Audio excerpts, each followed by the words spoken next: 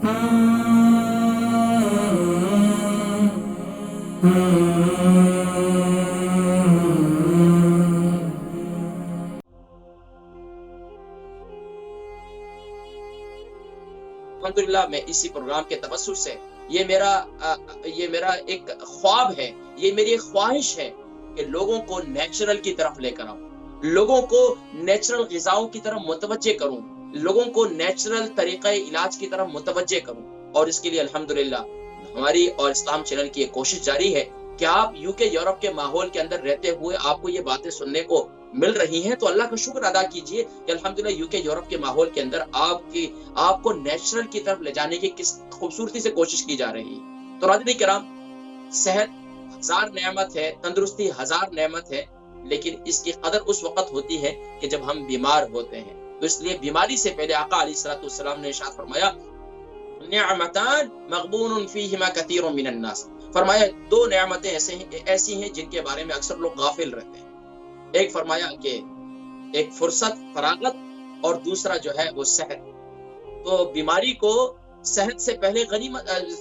सेहत को बीमारी से पहले गनीमत समझ लीजिए। अगर आप बीमार रहते हैं तो यकीनन आप सेहत की कदर करते हैं कि मुझे सेहत हो जाए तो बस मैं आइंदा के लिए ये नहीं करूंगा, आइंदा के लिए मैं ये नहीं खाऊंगा। लेकिन फिर सेहतमंद हो जाते हैं तो फिर बीमारी की तरफ आगे अपने आप को खुद बढ़ाते हैं। तो इसलिए इस हाथ को कंट्रोल करें। कहा जाता है कि अक्लमंद वो है जो नेमतें सामने मौजूद हैं लेकिन दस्तरखान पर अपने हाथ पर कंट्रोल करता है। उसको पता है कि यार ये चीज मेरी सेहत के लिए अच्छी नहीं है, लेकिन वो अपने हाथ को कंट्रोल करता है और वो ऐसी चीज की तरफ हाथ नहीं बढ़ाता, तो वो अक्लमंद कहलाता है अतिब्बा की नजर के अंदर, हुकामा की नजर के अंदर। लेकिन वो शख्स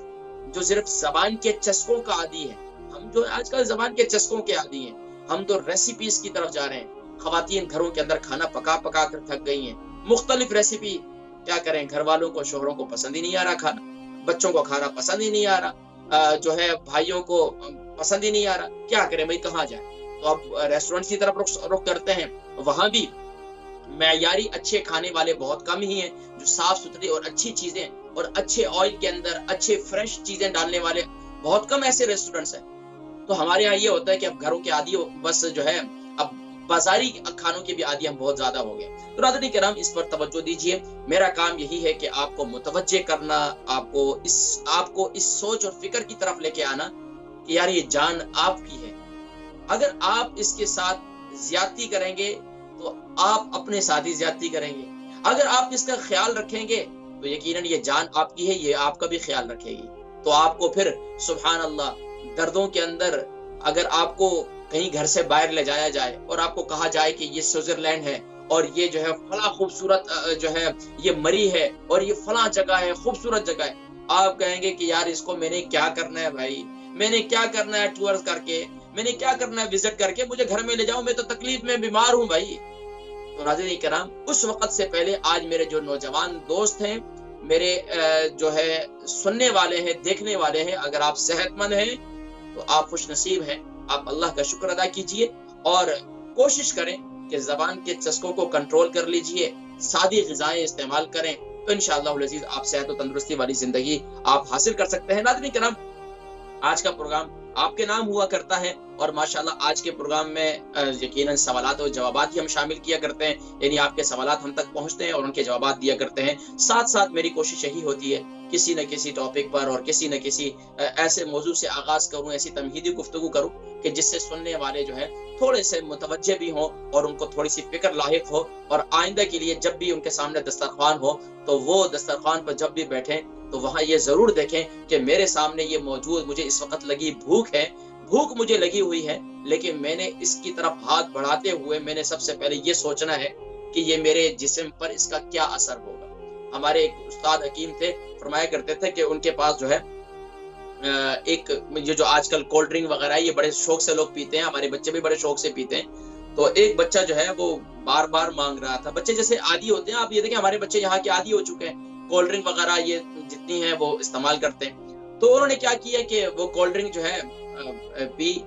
फिर वो बच्चा बार बार पी रहा था। अब उसको रोकने के लिए अब बच्चे को आप कहें कि नहीं पियो, تو بچے بس اوقات یہ بھی محسوس کریں گے کہ ہمارے ڈیڈی، ہمارے بڑے، ہمارے بزرگ یہ جو ہے کنجوسی کر رہے ہیں یا نہیں خرچ کر سکتے ہیں، یا وہ تو دوسری طرف ان کا مائنڈ چلا جاتا ہے، لیکن ان کو یہ نہیں معلوم ہوتا کہ اس وقت یہ ہماری باڈی کے لیے نقصان دہ ہے۔ تو انہوں نے کیا کیا کہ بوتل خالی تھی، انہوں نے کیا کیا لے جا کر جو ہے وہ قریب ہی اس بچے کا ایک پلانٹ تھا،